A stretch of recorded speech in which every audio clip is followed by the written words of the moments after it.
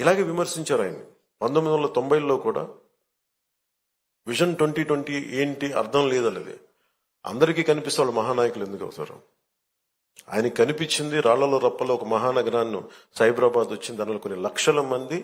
మన రాష్ట్ర విభజనకి surplus budget వచ్చేంత స్థాయికి ఒక క్యాపిటల్ పట్టుకుంది.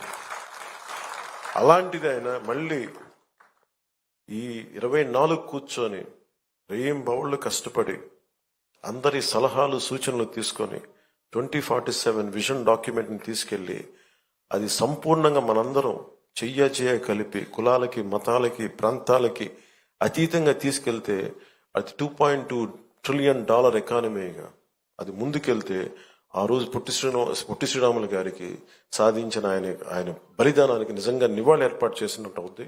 మనందరం కంకణబద్దులై ఉందాం. అలాగే నా వైపు నుంచి సంపూర్ణంగా ఆయన స్ఫూర్తిని అలాగే విజన్ 2047ని ముందుకు తీసుకెళ్ళడానికి కంకణబద్దులై ఉంటాం.